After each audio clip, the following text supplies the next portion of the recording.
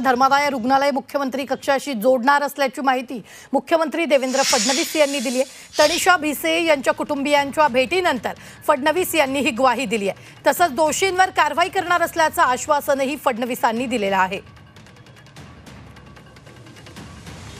समितीचा अहवाल आल्यानंतर दोषींवर कारवाई होणार, दोषींना शिक्षा झालीच पाहिजे असं स्वतः फडणवीसांनी म्हटलेलं आहे। तर यावेळी भिसे कुटुंबियांच्या भेटीनंतर फडणवीसांनी हे वक्तव्य केले। धर्मादाय रुग्णालय सीएम कक्षाशी जोडणार असल्याचं आश्वासनही यावेळी मुख्यमंत्र्यांनी दिले।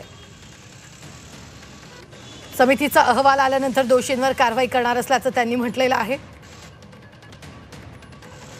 दोषींना शिक्षा झालीच पाहिजे असंही मुख्यमंत्र्यांनी त्यांना म्हटलेलं आहे। भिसे कुटुंबियांनी मुख्यमंत्र्यांची भेट घेतली आणि या भेटीनंतर मुख्यमंत्र्यांनी माध्यमांशी बोलताना ही प्रतिक्रिया दिली आहे।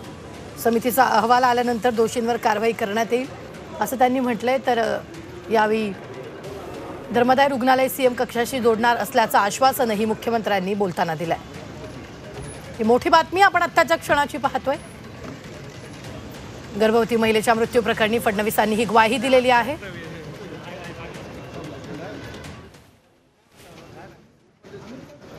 आपला प्रयत्न आहे की संपूर्ण धर्मादाय व्यवस्था ही ऑनलाईन एका प्लॅटफॉर्मवर यावी, जेणेकरून कुठे आपल्याकडे बेड्स आहेत, किती ते अवेलेबल आहेत, ते दिले जात आहेत की नाही, याचं सगळं मॉनिटरिंग आपल्याला करता यावं।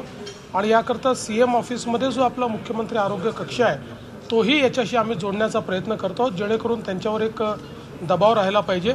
आणि मला विश्वास आहे की पुढच्या काळामध्ये याच्यामध्ये एक मोठी सुधारणा आम्ही करू शकू। या प्रकरणापुरती आपण कारवाई करायची एवढंच मर्यादित नाही, तर पुढे अशी प्रकरणं होऊ नये म्हणून काय काळजी घेतली पाहिजे या दृष्टीनं आम्ही कारवाई करण्याचा प्रयत्न करतो आहोत। आज कमिटी देखील या ठिकाणी जी मी तयार केली होती ती आलेली आहे। ती कमिटी सर्व प्रकारच्या ज्या काही गोष्टी आहेत त्याच्यामध्ये लक्ष घालणार आहे।